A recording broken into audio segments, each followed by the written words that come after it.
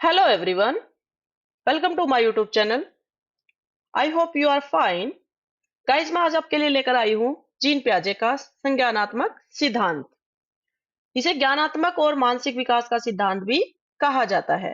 जो भी student teaching exam की तैयारी कर रहे हैं, चाहे वो किसी भी स्टेट का दे रहे हैं, उनके लिए ये वीडियो वेरी हेल्पफुल होने वाली है।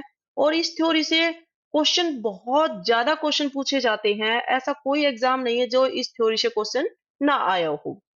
आज चलिए हम चलते हैं जीन पियाजे। जीन पियाजे ने, सबसे पहले तो मैं आपको बताना चाहूंगी, जीन पियाजे जो थे, इन्होंने इस थ्योरी को देने से पहले सबसे पहले अपने बच्चों पर एक्सपेरिमेंट किया था। उन्होंने बताया था, उन्होंने अपने बच्चों पे एक्सपेरिमेंट करके ये ऑब्जर्व किया था कि किस स्टेज पर बच्चे का मेंटल डेवलपमेंट किस लेवल पे होता है, क्या क्या उनकी एक्टिविटीज हैं, क्या क्या उनके जो उनके बिहेव में, या उनके वो उन्होंने कितनी लर्निंग किस स्टेज पर की है। ये सारा ऑब्जर्वेशन उन्होंने अपने बच्चों पर किया था। सचिन प्याजे स्विट्जरलैंड के रहने वाले थे, एक चिकित्सक मनोवैज्ञानिक थे ये। इनको, जीन प्याजे को रचनावादी यानी कंस्ट्रक्टिविज्म भी कहा जाता है। संज्ञान संज्ञान का अर्थ होता है समझ, यानी हमारी अंडरस्टैंडिंग, हम कितना उसको समझ पाते हैं, उसको कहते हैं यानी संज्ञान। चाइल्ड डेवलपमेंट, इसका मीनिंग क्या होता है चाइल्ड डेवलपमेंट का? यानी बालक की मानसिक क्षमता का विकास, जिसमें बुद्धि, चेतना, विचार और समस्या समाधान, यानी सभी कुछ, ऑल ओवर डेवलपमेंट जैसे कहते हैं। बच्चा कितना वो मेंटल डेवलपमेंट हुआ उसका, कितनी उसकी जो इंटेलिजेंसी है वो तीव्र हुई या हाई लेवल की हुई है, कितना वो सोच पाता है, कितनी थिंकिंग उसके अंदर आती है, कितनी प्रॉब्लम्स को वो सोल्व कर पाता है, ये कितनी उसके अंदर कैपेबिलिटी है प्रॉब्लम सोल्विंग की। ये सभी चीजें उसके अंदर इसके कोग्निटिव डेवलपमेंट के अंदर आती है। जीन पियाजे को विकासात्मक मनोविज्ञान का जनक भी कहा जाता है। पूछते हैं कि विकासात्मक मनोविज्ञान का जनक किसको कहा जाता है? जीन पियाजे को कहा जाता है। अब आता है जीन पियाजे की संज्ञानात्मक विकास की अवस्थाएं। अवस्थाएं के इसने चार अवस्थाओं में इसको डिवाइड किया था, अपनी संज्ञानात्मक विकास को। इन्होंने कहा था कि जीन पियाजे की सबसे फर्स्ट आती है sensory motor stage. Sensory motor stage का मतलब क्या होता है कि इसको, इसका संवेदी गामक अवस्था या इसे इंद्रिय इंद्रिय गामक अवस्था भी कहा जाता है। इंद्रिय गामक अवस्था भी इसको कहा जाता है। यानी जो बच्चा सेंसिस के माध्यम से, यानी शेष अवस्था होती है इसमें, इसकी एज जैसे उसने बताई थी, जन्म से या तो 2 वर्ष बताई जाती है, या कहीं कहीं 0 से 2 ईयर भी इसका लिखा गया है। यानी ये बच्चा जो है अपनी सेंसिस के माध्यम से सीखता है। इसमें जो जो भी वो मतलब अपनी फिजिकल एक्टिविटी है, अपनी सेंसिस से जो ऑब्जर्व करता है अपने आसपास के एनवायरनमेंट से, उसी से वो सीखता है। सेकेंड स्टेज आती है प्री ऑपरेशन स्टेज, यानी पूर्व संक्रियात्मक अवस्था। इसकी एज की बात करते हैं तो 2 से 7 वर्ष की अवस्था होती है। इसमें बच्चा अब एक लेवल ऊपर हो चुका होता है। जो उसने शेष अवस्था में जितना कुछ उसने नॉलेज लिया है, जितना उसका मेंटल डेवलपमेंट हुआ है, वो नेक्स्ट स्टेज पर उसका हेल्पफुल होता है। अब वो प्ले वे मेथड से जो है वहां पर सीखता है। अब यहाँ पर आपका, अब वो क्या करेगा, डिफरेंट डिफरेंट जैसे एक्टिविटीज होती हैं, अब उसमें क्या हो जाएगा, वो ऑब्जेक्ट्स के माध्यम से वो सीखना यहाँ पर स्टार्ट कर देता है।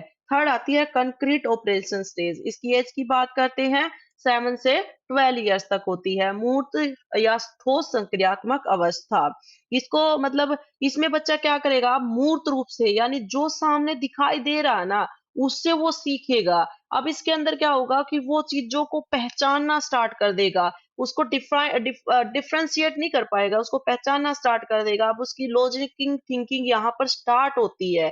अब वो इसकी डेवलप नहीं होती लेकिन स्टार्ट हो जाती है। अब वो चीजों को अच्छे से पहचान करना स्टार्ट इस एज में कर देता है, क्योंकि वो स्कूल में एंटर कर चुका होता है। जो थर्ड स्टेज है इसको प्री चाइल्डहुड कहते हैं। क्या कहते हैं इसको? Pre childhood. और जो ये थर्ड स्टेज है, सेकंड स्टेज को प्री चाइल्डहुड और थर्ड स्टेज को हम कहते हैं चाइल्डहुड।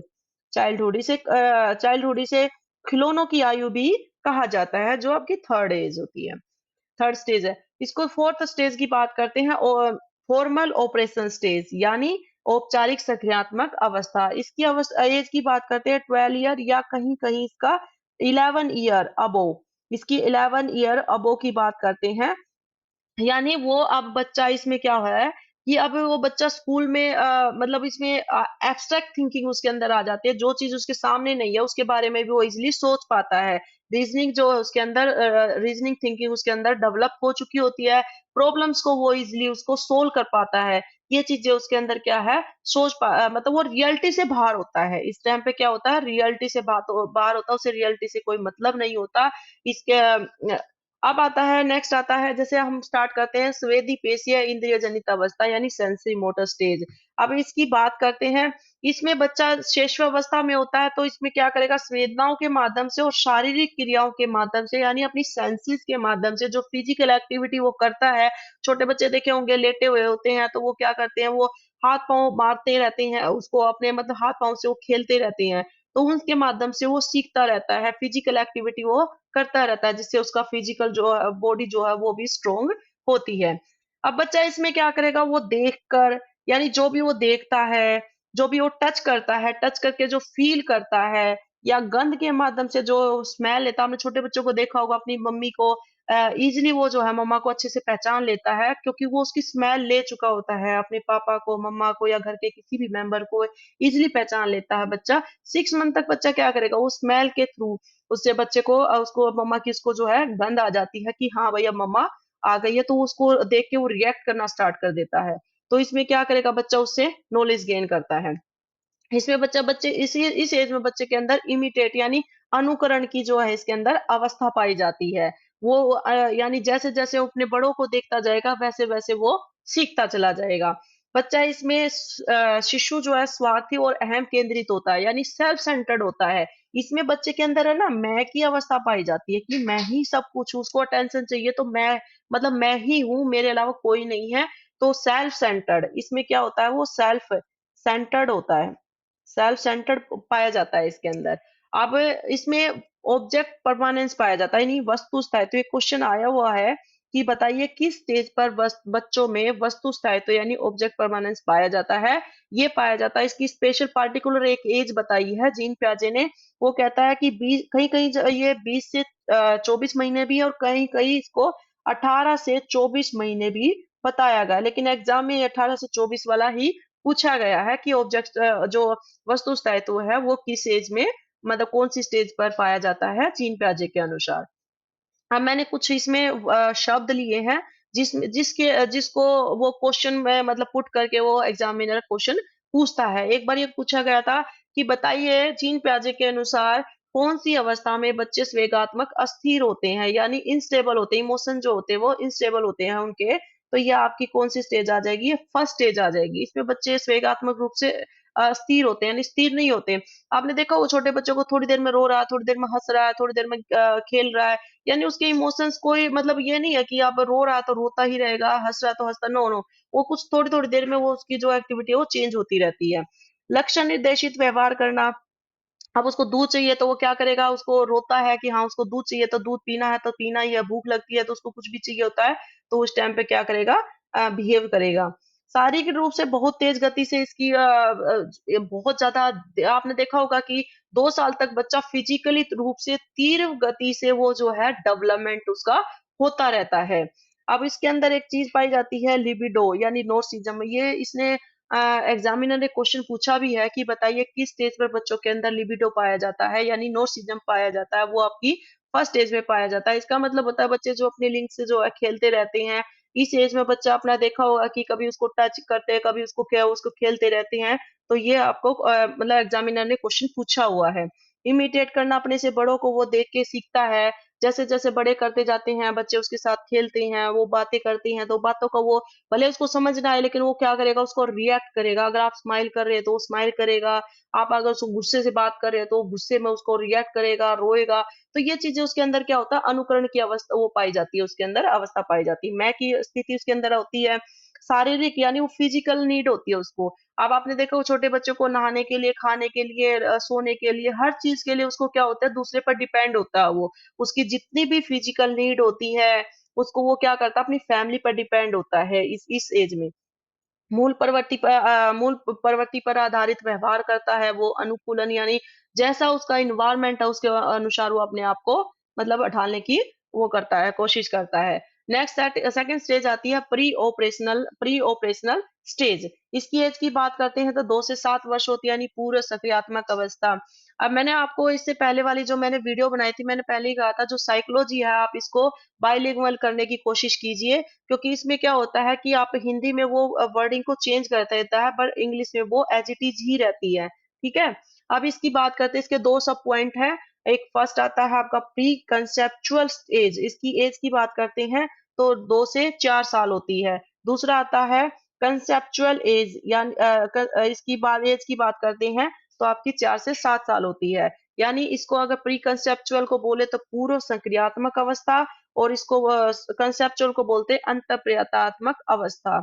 इस जो ये सेकंड स्टेज है ना, इससे पीआरटी और टीजीटी में क्वेश्चन ज्यादा पूछने के चांसेस रहते हैं, क्योंकि ये एज होती है बच्चों की पीआरटी और टीजीटी लेवल पे, मतलब क्वेश्चन ज्यादा पुट किए जाते हैं। आप पहले के एग्जामिनर को क्वेश्चन को डायरेक्ट पूछता था कि बताइए कि पूर्व सक्रियात्मक अवस्था की एज बताइए, तो 2 से 7 आप इसलिए बता सकते हैं कि हाँ प्याजे के अनुसार जो इसकी एज है वो 2 से 7 है। और अभी क्या करता है एग्जामिनर, थोड़ा सा एक लेवल और ऊपर बढ़ाता है एग्जाम को थोड़ा हार्ड करने के लिए। वो क्या करेगा, वो पूछेगा कि बताइए प्याजे के अनुसार प्री यानी पूर्व प्रत्यात्मक अवस्था की, पहले तो एज ही पूछ लेगा वो कि बताइए इसकी एज क्या है, तो अगर इसकी एज क्या होगी 2 से 4 साल, यानी 2 से 7 को उसने दो उसमें डिवाइड कर दिया। एक तो 2 से 4 साल है और 4 से 7 है, 7 साल है। तो उसमें तो अगर इसमें ये जो शब्द दिए हुए ना, अहम केंद्रित पूछेगा, बताइए प्याजे के अनुसार अहम केंद्रित अवस्था कौन सी में पाई जाती है, यानी उसमें आपको प्री ऑपरेशन स्टेज भी दे देता है और साथ में प्री कंसेप्चुअल स्टेज भी दे देता है। अब अब उसको स्टूडेंट को ये तो पता होता है कि अहम केंद्रित होता है वो सेकंड स्टेज पे होता है, पर वो क्या करेगा सेकंड स्टेज वो कर देगा, वो दोनों ही ऑप्शन में दे रखा है, लेकिन आपका मानना कौन सा जाएगा, प्री कंसेप्चुअल जो स्टेज है वो मानी जाएगी, क्योंकि उसने वहां पर ऑप्शन दिया। नहीं दिया होगा फिर आप इसको टिक कीजिए, इजिली टिक कर सकते हैं आप इसको। आता है मनोलोग। मनोलोग का मतलब क्या होता है, मनोलोग आपने छोटे बच्चों को देखा होगा ना कि वो बच्चे क्या करते हैं, अपने आप से ही बातें करते रहते हैं। कोई गेम खेल रहे हैं तो क्या करें, गेम खेलते खेलते अपने आप से ही कुछ न कुछ बड़बड़ाते रहते हैं, कुछ न कुछ बात करते रहते हैं, भले कोई हो ना उनके आसपास लेकिन फिर भी बोलते रहते हैं। तो उसी को हम मनोलोग कहते हैं। मनोलोग छोटे 2 से 7 वर्ष की अवस्था में बच्चों में पाया जाता है। खोज की इसके अंदर अवस्था पाई जाती है। आपने देखा वो छोटे बच्चे कुछ न कुछ जो चीज उनको चाहिए होती है वो मतलब ढूंढने की कोशिश करते हैं। तो इसमें अंदर बच्चा क्या करता है, डिस्कवरी, यानी इसके अंदर डिस्कवरी पाई जाती है, कुछ ना कुछ नया खोजना, कुछ चीजें वो करना। तो ये इसके अंदर सेकंड स्टेज में पाई जाती है। पर्सन, अब छोटे बच्चे क्या होते हैं, वो जिज्ञासु होते हैं, यानी पर्सन करने की उनके अंदर पर्सन करने की अवस्था पाई जाती है। वो इसमें बहुत ज्यादा जिज्ञासु होते हैं कि क्वेश्चनिंग का आपने देखा होगा कि ये बताओ, मतलब कोई भी क्वेश्चन पूछता है, मम्मा इसका मतलब क्या होता है, ये क्या होता है, वो क्या, मतलब ये चीजें उसके अंदर बहुत ज्यादा जिज्ञासु होते हैं। और जब तक उनके क्वेश्चन का आंसर उनको नहीं मिल जाता तो वो उसको सेटिस्फेक्शन उनको नहीं मिलता है। रचनात्मक कार्यों में रुचि, अब वो रचनात्मक यानी क्रिएटिविटी बहुत ज्यादा पाई जाती है। आप बच्चों को देखते होंगे कुछ ना कुछ बच्चे करते रहते हैं, मतलब खाली नहीं बैठते इस एज में, उसने कुछ ना कुछ क्रिएटिविटी उसने करनी है। आप उसको कोई भी टॉय ला के देते हैं या कोई पेपर पेन देते हैं तो उसमें कुछ ना कुछ ड्रॉ करेंगे, कुछ ना कुछ बनाएंगे। आप क्ले, आजकल तो बच्चों को क्ले दे देते हैं, तो क्ले में वो डिफरेंट चीजें वो क्या है उसमें बनाते हैं। तो ये रचनात्मक कार्यों में उसके अंदर क्या है, रुचि पाई जाती है। अब आता है कंसेप्चुअल एज स्टेज। इसकी एज की बात करते हैं 4 to 7 होती है, और इसमें प्रतीकों के आधार पर जो है बात को स्वीकार करना।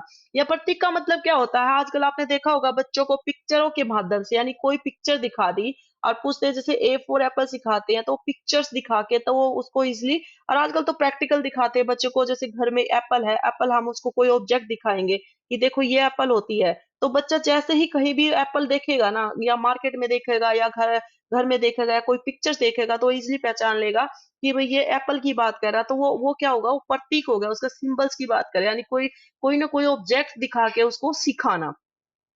किसी भी बात को तुरंत स्वीकार कर लेना, यानी आप बच्चों को देखते होंगे कि कोई भी बात अगर उसको स्वीकार करनी, यानी जैसे आप छोटे बच्चों को जैसे टॉय जगह आपको कोई चीज उसको नहीं देनी, आपको उससे दूर करना है, या उसको आप जैसे उसके उसको ध्यान को दूसरी तरफ इंटरेक्ट करना, तो उससे क्या करेंगे, तो आप उसको छुपा लेते हैं कि भी आप बोलते हैं कि वो मतलब किसी का भी नाम ले देते हैं, मंकी ले गया या कोई भी ले गया, तो बच्चा इजिली मान लेता है, उसको नहीं पता होता कि पीछे भी छुपा हो सकता है या कहीं रखा हो सकता है। वो कहेगा ले गया तो ले गया, वो इसको इजिली मान लेता है, क्योंकि इस टाइम पर उसकी जो है रीजन मतलब तार्किक चिंतन उसके अंदर नहीं होता है। अब जैसे ये शब्द है एनिमेशन, एनिमिशन, एनिमिज्म। एनिमिज्म क्या होता है? जीववाद। यानी जीववाद का मतलब होता है कि आपने जैसे लिविंग और नॉन लिविंग थिंग जो होती हैं, वो क्या करता है बच्चा इसमें, जो सजीव और निर्जीव वस्तुओं में डिफरेंट यानी डिफरेंस डिफरेंस नहीं कर पाता। तो इसमें क्या करेगा? डिफरेंस नहीं कर पाता कि भाई इसके अंदर मतलब जैसे आपने देखा हो बच्चों को टॉयज ला कर देते हैं, तो बच्चे क्या करते हैं उस टॉयज को, मतलब उसको जैसे उसको खिलाया जाता है ना, दूध पिलाया जाता है, खिलाया जाता है, बल्कि नहलाने की भी कई बार जिद करते हैं। बहुत सारे बच्चे होते हैं कि मम्मा इसको भी नहलाओ, यानी मैं नहा रहा हूँ तो इसको भी नहलाओ।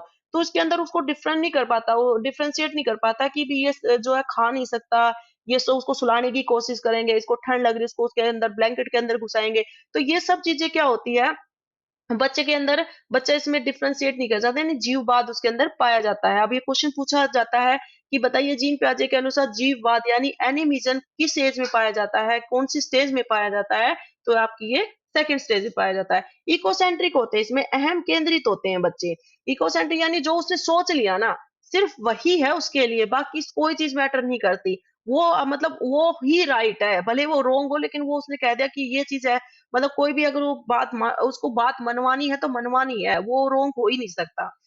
एप्पल टाली, इरिवर्सिबिलिटी। इरिवर्सिबिलिटी की बात करते हैं, जैसे बच्चों को ना ये नहीं पता होता कि भाई मतलब जैसे आप बच्चों को अगर ये कहेंगे ना कि 2 + 2 4 होते हैं, 2 + 2 4 होते हैं, या भी एग्जाम्पल लेते हैं 2 + 3 5 होते हैं।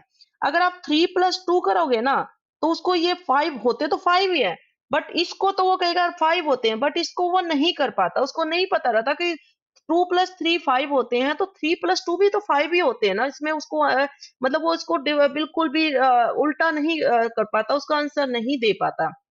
अब बच्चे में, इस एज में बच्चे में क्या होता है कि कॉन्सेप्ट की कमी होती है, यानी कॉन्सेप्ट, उसको कॉन्सेप्ट नहीं समझ में आता, वो जो बोल रहा है जो समझ रहा है बस उसके लिए वही इनफ है। सेंट्रेशन होता है इसके अंदर, केंद्रीकरण इसके अंदर पाया जाता है, यानी वो किसी एक वस्तु पर फोकस कर लिया। बच्चों को आपको पता ही होगा, बच्चों को टॉयज बड़े अच्छे लगते हैं, वो कहीं भी जाएंगे उसके माइंड में सेट होता है कि हाँ मेरे को तो सिर्फ एक टॉय चाहिए, या तो टॉय चाहिए या चॉकलेट चाहिए। मतलब वो जिस चीज पे फोकस होता है उसको एक ही पे सोचते हैं, उससे ज्यादा उसके मतलब उसको किसी और चीज से कोई मतलब नहीं होता है। इसमें कंजर्वेशन या संरक्षण की अवस्था नहीं पाई जाती, उसको नहीं कोई चीज जैसे इकट्ठा करना है, कोई ऐसा कुछ इसके अंदर नहीं पाया जाता है। कर्म बता सीरिएशन भी नहीं पाई जाती, आप उसको बोलेंगे कि इसको ऐसे आप सीरीज में लगाओ, वो करो, ये उसके अंदर मतलब वो उनका क्या करेगा, उसको शेप के उसके अनुसार उसको जो है करना है, उसको अभी सीख सीख रहा है, लेकिन उसको अभी पूरा प्रॉपर नहीं आता है। अब ये कुछ शब्द हैं, इनको ध्यान रखना, क्योंकि इन्हीं शब्दों से वो एग्जामिनर क्वेश्चन पूछता है। जैसे जीववाद से पूछा गया है, अहम केंद्रित कौन सी उसमें आता है, अपलटावली की बात उसने करी है। तो ये चीजें क्या है, ये जो शब्द है ना, जो इन्हीं से क्वेश्चन पूछता है, इसीलिए मैंने इसमें ऐड ऑन किया है, और आप इसको अच्छे से समझिए। बच्चे जिद्दी होते हैं इस एज में, सच में जिद्दी होते हैं कि वो, उनको बस एक चीज की जिद हो गई, इसकी उसकी भाई मेरे को तो ये चाहिए तो चाहिए, उसको कोई फर्क नहीं पड़ता कि भाई इसको क्या करना नहीं करना है। खिलौनों की आयु, इसमें क्या है, टॉयज ऑफ एज भी इसको बोला जाता है। टॉयज एज इसको बोला जाता है, तो उसको क्या कहते हैं उसने पूछा हुआ है कि बताइए कि जीन प्याजे के अनुसार खिलौनों की आयु कौन सी, कौन सी स्टेज में खिलौनों की आयु को कहा है, तो वो कौन सी है, सेकंड स्टेज। इंटरेस्ट इसमें नहीं, इंटरेस्ट मतलब होता है, लेकिन वो प्रॉपर वो उसमें डेवलप नहीं हो पाता है इंटरेस्ट उसका। अब नेक्स्ट आता है आपका, जैसे पहचान, इसमें क्या करता है, पहचान करना स्टार्ट करता है, पर वर्गीकरण करना नहीं आता उसको। पहचान स्टार्ट तो कर लेता है, लेकिन उसको वर्गीकरण करना नहीं आता। प्रतीकात्मकता के माध्यम से वो सीखना स्टार्ट कर देता है, यानी सिंबल्स के माध्यम से। मैंने अब आपको एप्पल का जो एग्जांपल दिया था कि आप उसको प्रैक्टिकल कोई चीज दिखाते हैं तो उससे वो सीखना स्टार्ट करता है। इसमें क्या होता है, भाषा उसकी डेवलप हो जाती है। क्या हो जाती है, भाषा उसकी डेवलप होती है। इसमें वो इंटरफेयर बर्दाश्त नहीं करता, उसको अच्छा नहीं लगता कि वो अगर वो कोई काम कर रहा है और उसको बीच में कोई उसके इंटरफेयर करे।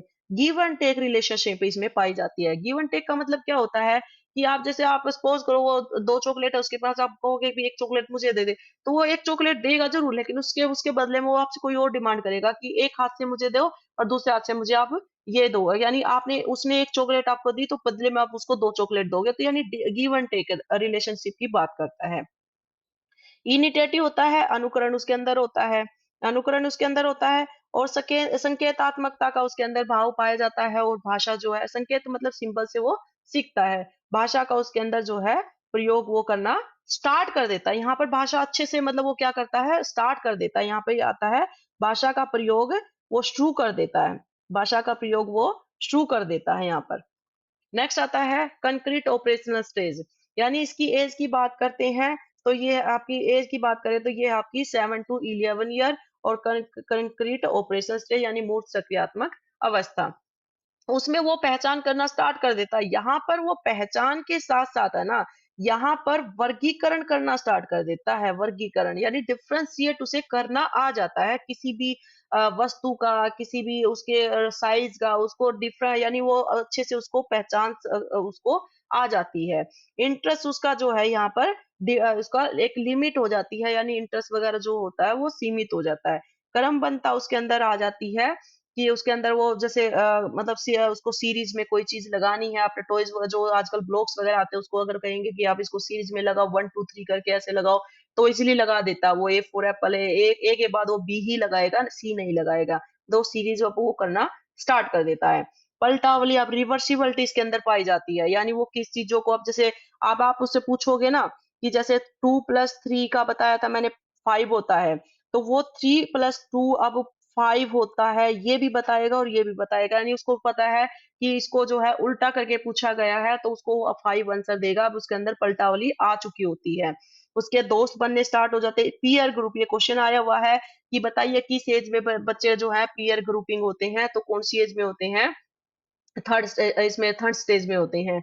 यहाँ पर काउंटिंग उसको आ जाती है, कंजर्वेशन वो स्टार्ट कर देता है, यानी कंजर्वेशन का मतलब होता है कि जो भी उसके कंजर्वेशन होता है, जो भी उसके पुराने अनुभव है उनसे वो क्या करता है, नए अनुभव में उसको अब उसको इकट्ठा करना स्टार्ट कर देता है, यानी कोई भी चीज को। संख्या बोध उसको आ जाता है। अब उसके अंदर लॉजिक थिंकिंग, लॉजिकल जो थिंकिंग है वो अब उसकी स्टार्ट हो चुकी होती है यहाँ पर, अब वो जो है अब उसका लॉजिक काम करना स्टार्ट कर देता है। अंश के साथ पूर्ण का मतलब ज्ञान क्या होता है, अब उसने काउंटिंग सीख लिया, काउंटिंग के बाद क्या करेगा, अब काउंटिंग क्या है, अंश के साथ, यानी उसने जो काउंटिंग सीखी उसके बाद आप टेबल करवाएंगे, 2 1 जा 2, 2 2 जा 4, 2 3 जा 6, तो वो इजिली जो है उसको करना स्टार्ट कर देते हैं, यानी पूर्ण काउंटिंग के बाद वो टेबल को इजिली करना स्टार्ट कर देता है। लिंग विभेदीकरण यानी उसको जो है उसको जेंडर जो है डिफरेंशिएट करना उसको आ जाता है, कि बॉयज बॉयज के साथ खेलेंगे और मैं जो है गर्ल्स गर्ल्स के साथ खेलेंगे।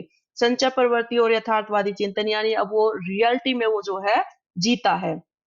अब आता है औपचारिक संज्ञानात्मक अवस्था यानी फॉर्मल ऑपरेशनल स्टेज। इसकी एज की बात करते हैं तो ये यहाँ पे थोड़ा सा मिस्टेक हो गई है, 11 ईयर प्लस होती है, कहीं कहीं जगह 12 भी दिया होता है, तो आप 11 या 12, तो ज्यादातर इसको 11 ईयर ही माना है, जीन प्याजे ने इसको 11 ईयर कहा है, तो 11 के ऊपर की जो एज होती है उसे फॉर्मल ऑपरेशन स्टेज इसने कहा है। इसमें क्या होता है, एब्स्ट्रैक्ट थिंकिंग इसके स्टार्ट हो जाती है। अब मतलब एब्स्ट्रैक्ट का मतलब क्या होता है, जो चीज आपके सामने नहीं है ना वो फिर भी उसके बारे में सोच सकता है, यानी सोच वो आराम से सोच लेता है। औपचारिकता इसके अंदर आ जाती है, वो अच्छे से मतलब वो क्या है, मतलब औपचारिक यानी फॉर्मल रूप में, फॉर्मल वे में वो बात करना स्टार्ट कर देता है। कल्पना और चिंतन का विकास यानी इमेजिनेशन, उसकी इस एज में क्या होता है, बच्चे के अंदर इमेजिनेशन बहुत ज्यादा होता है, किसी भी चीज को, कोई चीज नहीं है उसके बारे में इमेजिन करना किसी भी चीज को, चिंतन उसके अंदर थिंकिंग आ जाती है। एक्सप्लेनेशन वो अच्छे से कर सकता है, और कंक्लूजन भी वो अच्छे से, यानी किसी भी चीज को डिफाइन करना उसको आ जाता है, और कंक्लूजन भी इजिली वो निकाल लेता है। परिकल्पना यानी कोई चीज अगर उसको उसको कहीं कुछ काम करना है उसके बारे में वो पहले से ही प्री मतलब पहले से ही इमेजिन करना स्टार्ट कर देता है। रियलिटी से मोस्ट इम्पोर्टेंट ये पॉइंट है इसके अंदर, कि वो जो है आप पूछेगा कि बताइए किस एज में, यानी प्याजे के अनुसार कौन सी एज में बच्चा रियलिटी से बाहर होता है, तो ये आपकी कौन सी एज है, ये फोर स्टेज है, फॉर्मल ऑपरेशन स्टेज में वो बच्चा रियलिटी से बाहर होता है। बौद्धिक संगठनों को और अधिक क्रमबद्ध कर सकता है, यानी मेंटल डेवलपमेंट क्या करता है, और ज्यादा डेवलप कर सकता है। कैसे, वो जैसे कुछ भी आप सोच सकता है, कोई क्रिएटिविटी करता है, कोई भी जैसे मैथ्स है, रीजनिंग है, साइंस है, इससे वो और अपने माइंड को और अच्छे से डेवलप कर सकता है। तो जीन प्याजे ने क्या किया था, अपनी स्टेज को और अच्छे से मतलब इसमें बताया था कि बच्चे कैसे कैसे किस स्टेज पर उसका मेंटल डेवलपमेंट होता है। गाइज ये जो मैंने थ्योरी करवाई है ना, इसमें बिल्कुल आपको इससे बाहर कहीं कुछ करने की जरूरत नहीं है। एग्जाम में बिल्कुल एग्जैक्ट ऐसे ही क्वेश्चन पुट किए जाते हैं। आप इसको इजिली आप अच्छे से कर सकते हैं। इसकी पीपीटी आपको मेरे टेलीग्राम चैनल पे मिल जाएगी, इसका लिंक आपको डिस्क्रिप्शन में मिल जाएगा। और ये इतने अच्छे से मैंने इसको मतलब इतने अच्छे से आपको बताया है कि आप इसको एक बार पढ़ लिया ना, दोबारा पढ़ने की जरूरत नहीं रहेगी। आप किसी भी एग्जाम में आप जो भी ये शब्द आपको दिखाई देंगे ना, आप इजिली पहचान सकते हो कि हाँ ये पियाजे के अनुसार कौन सी स्टेज में इसको किया गया है। और अच्छी वीडियो चाहिए तो आप इस चैनल को लाइक एंड शेयर सब्सक्राइब करें, जिससे आने वाली वीडियो जो है आपको अच्छे से मतलब इजिली मिल जाए, और आप इसको और अच्छे से अपने एग्जाम को क्रैक करने के और नियर पहुंच जाएं। चलिए अब करते हैं जीन पियाजे के अनुसार सीखने की मानसिक क्रियाएं। मानसिक क्रिया से इसने जो है बच्चा कैसे कैसे सीखता है, किस लेवल पे सीखता है, और कैसे वो मतलब किस तरह से वो जो भी उसका जो नॉलेज होती है, प्रीवियस नॉलेज होती है, उसमें नई न्यू नॉलेज को वो कैसे ऐड ऑन करता है, वो सारी उसने जो सीखने की मानसिक क्रिया उन्होंने बताई थी। किसने? जीन पियाजे ने। फर्स्ट आती है अडेप्टेशन।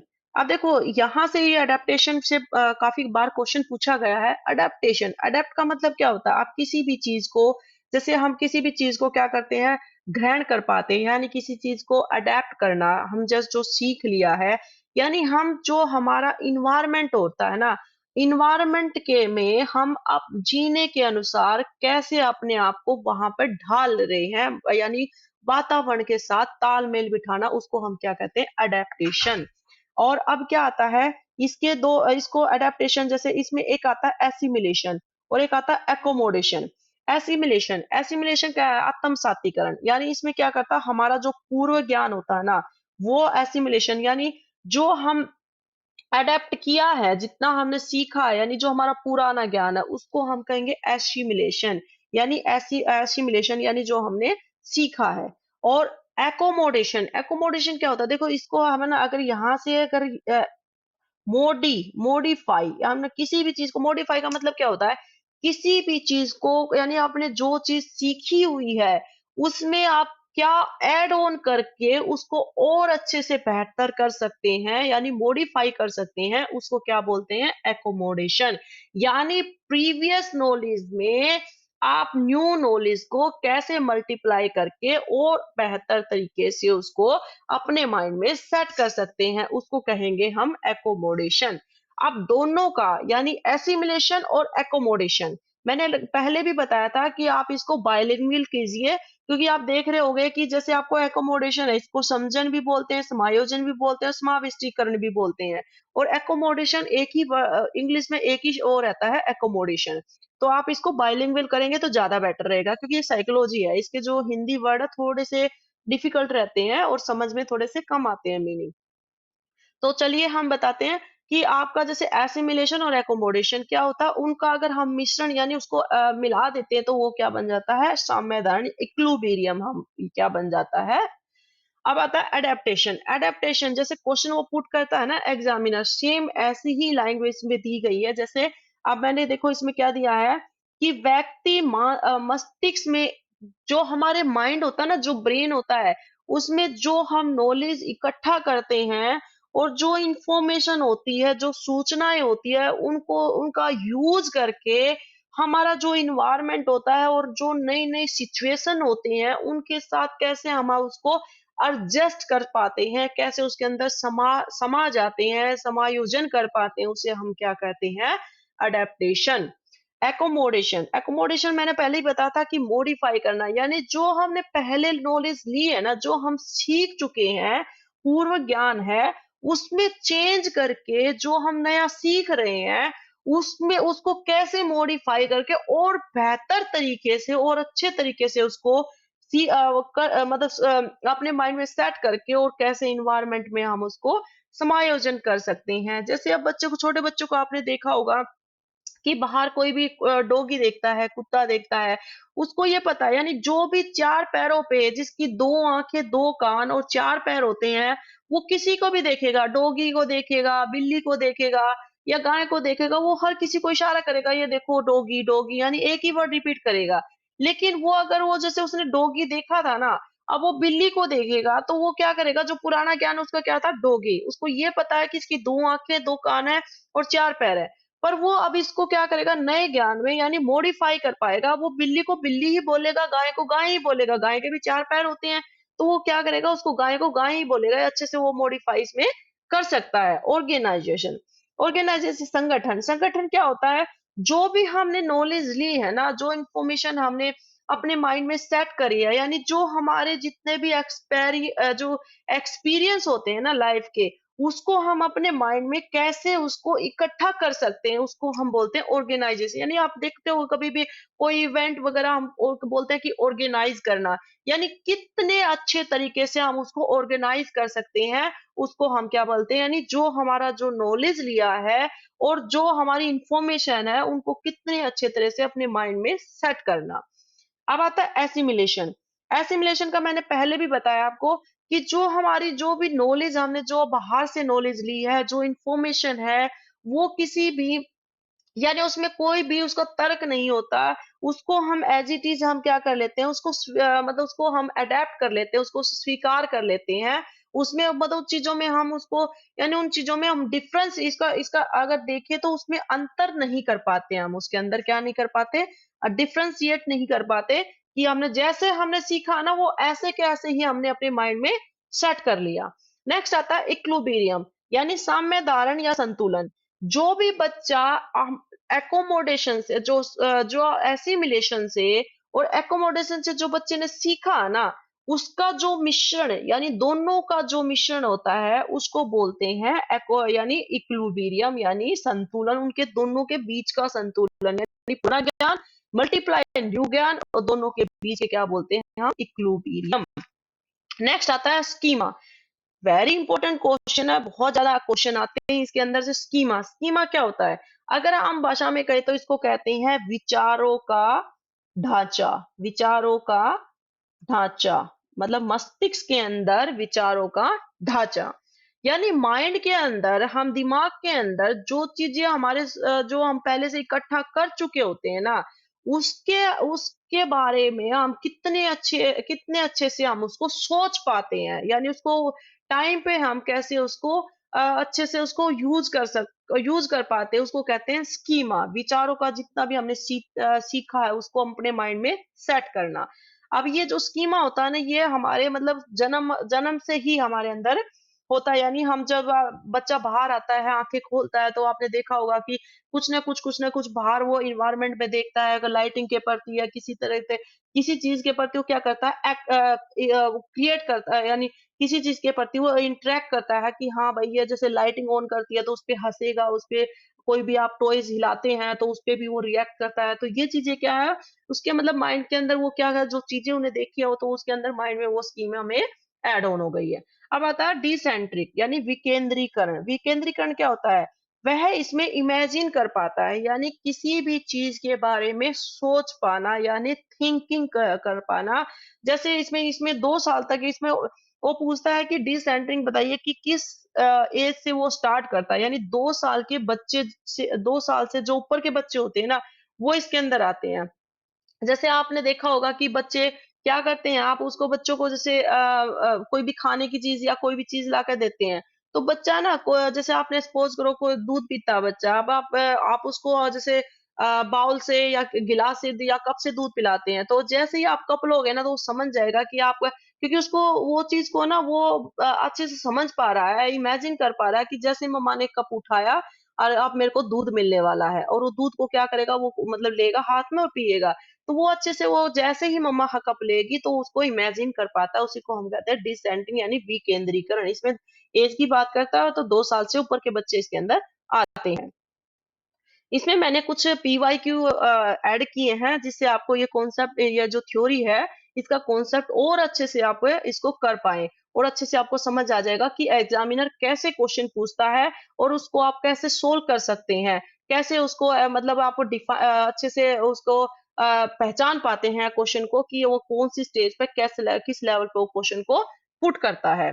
अब आता है एक क्वेश्चन आता है, जैसे फर्स्ट क्वेश्चन है कि पियाजे के संज्ञानात्मक विकास सिद्धांत के अनुसार विकासात्मक अवस्थाओं में पलटाव, देखो पलटावली यानी रिवर्सिबिलिटी की बात कर रहा है, ये ध्यान रखना।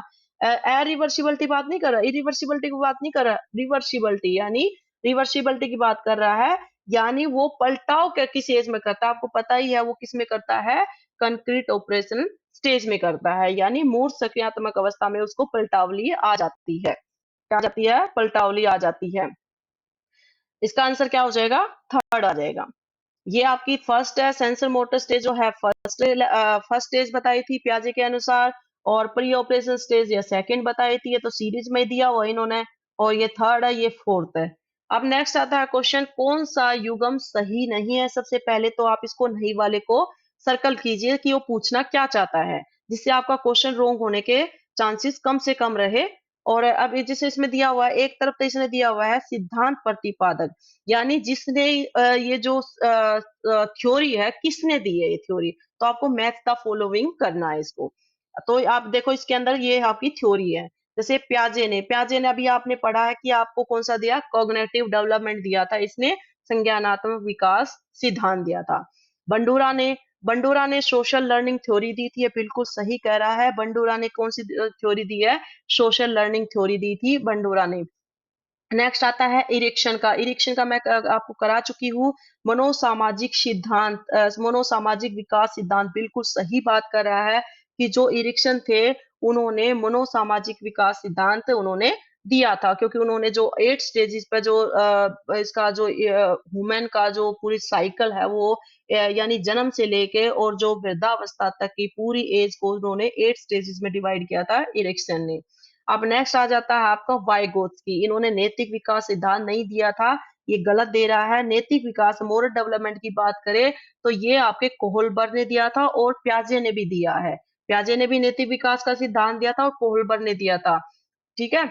और इसमें क्या था कि जो अगर वाइगोत्स्की के सिद्धांत की बात करते हैं, तो वाइगोत्स्की ने जो सिद्धांत दिया था वो आपका सोशल सोशल डेवलपमेंट, उसने वाइगोत्स्की ने कहा था कि जो बच्चा है सोशल यानी सोसाइटी में जितना ज्यादा इंटरेक्ट करता है ना बच्चा, उतना ही ज्यादा वो सीखता है। तो इसकी अगर वाइगोत्स्की की बात करते हैं तो सामाजिक सामाजिक विकास का सिद्धांत इसने दिया था।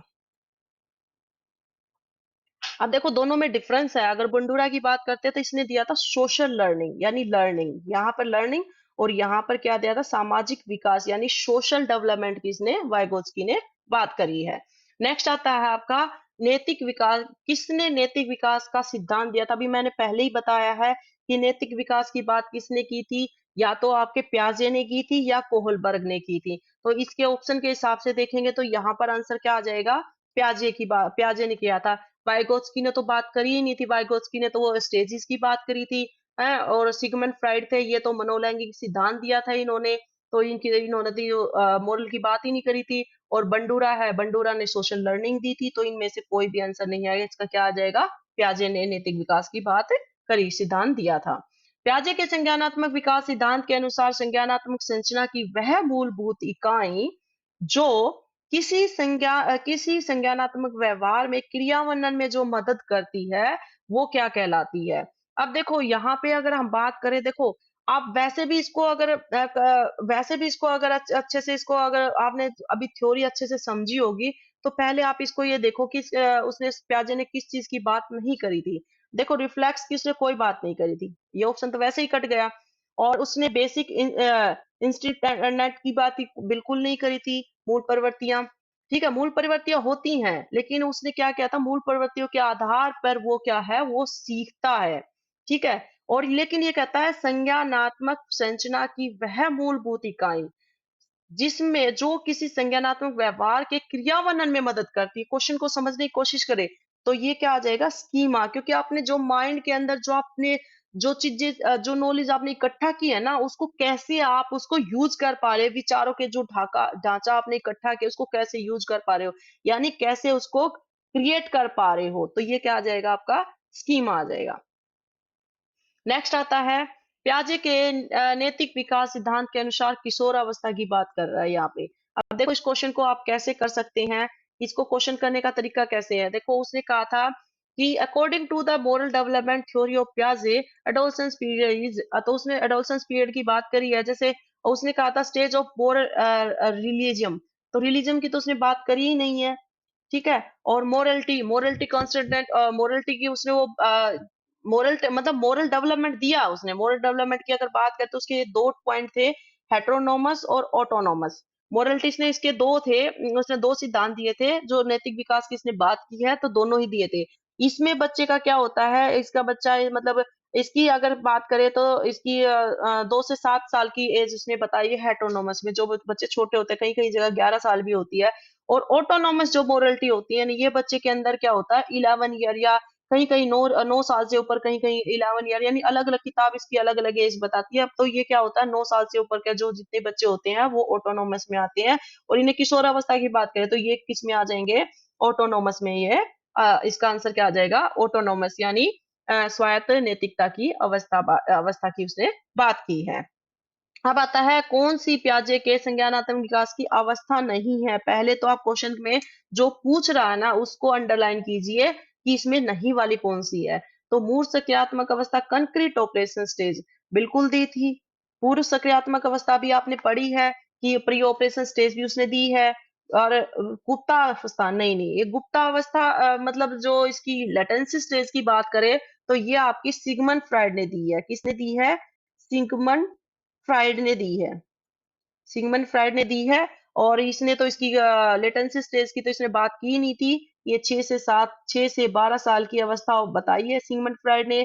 उसने कहा था कि भाई बच्चा जो है इसमें मतलब जो लेटेंसी स्टेज में होता है, और उसकी जो एज उसने सिगमंड फ्राइड ने कौन सी बताई है, 6 to 12 ईयर बताई है। सेंसरी मोटर स्टेज बिल्कुल बताई है। तो इसका आंसर कौन सा हो जाएगा, इसका आंसर ये वाला हो जाएगा, थर्ड वाला आंसर हो जाएगा इसका।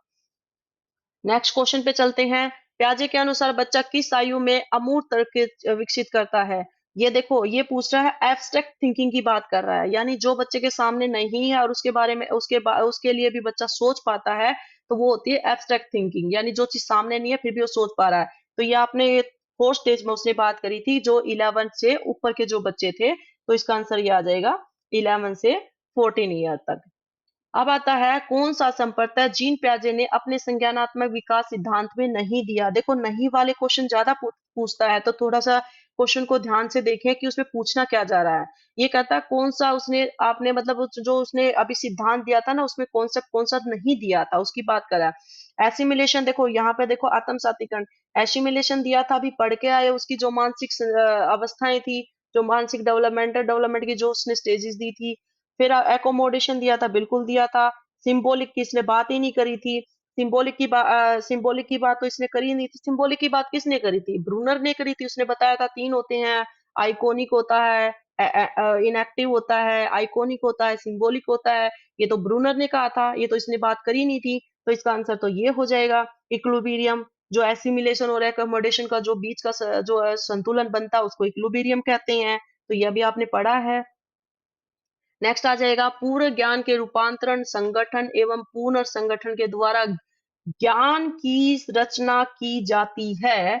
किसके दृष्टिकोण मतलब किसके दृष्टिकोण की सर्वोत्तम व्याख्या, बिल्कुल ध्यान से देखो। पूर्व ज्ञान जिसमें वो बात कर रहा है ना कि पुराना ज्ञान एसिमिलेशन की बात कर रहा है, ऑर्गेनाइजेशन संगठन की बात, यानी तीनों को एक ही क्वेश्चन में ले लिया इसने। देखो इसे पूर्व ज्ञान यानी एसिमिलेशन, संगठन यानी ऑर्गेनाइजेशन, पुनर्संगठन यानी पुराने ज्ञान में एकोमोडेशन, यानी 3 पॉइंट्स को एक क्वेश्चन के अंदर इसने ऐड करके क्वेश्चन पूछा। देखो क्वेश्चन कैसे पूछ रहा है एग्जामिनर, कंफ्यूज करने के लिए। तो किसने बात करी थी, प्याजे ने करी थी, जो प्याजे की अभी पढ़ के आए हो, ठीक है। प्याजे के संज्ञानात्मक विकास के सिद्धांत के अनुसार ज्ञान का आधारभूत निर्माण खंड कहाँ होता है। ये मैंने अभी आपको बताया है कि जो हमारा स्कीमा होता है ना, ये वेरी वेरी इंपॉर्टेंट पार्ट होता है। जो विचारों का जितनी भी हमारी थिंकिंग, जितने भी हमारी सोच होती है, वे सारी की सारी हमारे स्कीमा में होती है। तो आप जहां पे भी आपका आ जाए ना कि ज्ञानात्मक विकास के सिद्धांत के अनुसार ज्ञान का आधारभूत निर्माण कहाँ पर होता है, तो हमारे स्कीमा में होता है। नेक्स्ट आता है नई सूचनाओं को पूर्ववर्ती विधान मानसिक संरचना में व्यवस्थित करना क्या कहलाता है। अभी आपने पढ़ा है नई सूचना को पूरा, यानी देखो मैंने आपको एक चीज बताई थी, ध्यान से सुनो कि मॉडिफाई करना, यानी देखो एकोमोडेशन यानी मोडी मो से मॉडिफाई करना, किसी भी चीज को यानी जो आपने पहले से सीखा है और उसमें आप कैसे मॉडिफाई करके कुछ नया कर सकते हो, तो उसे हम कहते हैं एकोमोडेशन यानी समाविष्टीकरण। आंसर क्या आ जाएगा? समाविष्टीकरण। नेक्स्ट आता है प्याजे के अनुसार कौन सी विशेषता बालकों के औपचारिक क्रियात्मक अवस्था से संबंधित नहीं है। देखो कितने क्वेश्चन, ये सारे PYQ है, यानी प्रीवियस ईयर में जो क्वेश्चन आए हुए हैं ना, वे क्वेश्चन आप देखो। एग्जामिनर नहीं वाले क्वेश्चन कितने पुट करता है, तो पहले आप इसको जो पूछ रहा है ना उसको अंडर सर्कल कर लीजिए ताकि आपको क्लियर हो जाए कि इसमें एग्जामिनर पूछना क्या चाहता है। अब वो कहता है कि प्याजे के अनुसार कौन सी विशेषता बालकों के औपचारिक की बात करता है, ये कौन सी फोर्थ स्टेज की बात कर रहा है, यानी फॉर्मल स्टेज की बात कर रहा है कि इसमें मतलब नहीं होती। देखो हाइपो डिडक्टिव रीजनिंग बिल्कुल होती है भाई। हाइपो इसमें तो जो है प्रॉब्लम सॉल्विंग उसका प्रॉब्लम सॉल्विंग अच्छे से कर सकता है, कंक्लूजन कर सकता है, एक्सप्लेनेशन कर सकता है, रीजनिंग थिंकिंग उसके अच्छे से डेवलप हो चुकी होती है, ये चीज तो बिल्कुल करता है। आदर्शवादी तर्कना आइडियलिस्टिक बिल्कुल नहीं होता, इसमें बिल्कुल नहीं होता। आपने देखा होगा बच्चे बहुत मतलब ये सोचते हैं कि हम ही हैं, मतलब हम ही सब कुछ हैं। आपके टीचर्स, आपके पेरेंट्स, आपके जितने भी बड़े बुजुर्ग हैं, उनको वो कोई कुछ नहीं मानता। वो सोचता है कि मैंने जो बोल दिया मैं ही सही हूँ। आइडल नाम की चीज तो उनके अंदर बहुत कम हो जाती है इस एज में। स्पेचुअल रीजनिंग बिल्कुल होती है, वो रीजनिंग तो उसकी अब इसमें डेवलप हो चुकी होती है। एब्स्ट्रैक्ट रीजनिंग बिल्कुल हो चुकी होती है। इसका आंसर क्या आ जाएगा? आपका सेकंड आ जाएगा। आइडियलिस्टिक बिल्कुल नहीं होती, वो इमेजिनेशन में ज्यादा रहते हैं। Thank you guys. अगर आपको मेरा ये कॉन्सेप्ट, ये जो थ्योरी मैंने इसमें आपको करवाई है, अगर आपको ये पसंद आई हो और इसका कॉन्सेप्ट आपको अच्छा लगा हो, आप जल्दी से इसको ना सब्सक्राइब जरूर कर ले, क्योंकि आपके सब्सक्राइबर से और आपके लाइक से मुझे ना मोटिवेशन मिलता है इससे और अच्छा कंटेंट बनाने के लिए। और अच्छा, और आपको ना ये वीडियो आपने देख ली ना, और इस थ्योरी से आपका एक भी क्वेश्चन रॉन्ग नहीं हो सकता। आप जैसे ही क्वेश्चन को देखेंगे इजिली आपको उसको पहचान लेंगे कि हाँ भाई इसका तो ये था। क्योंकि मैंने इसमें PYQ भी इसीलिए लिया है ताकि आप ये जो भी कॉन्सेप्ट के साथ साथ आप क्वेश्चन को कैसे सोल्व कर सकते हैं वो सभी इसके अंदर ऐड ऑन किया है।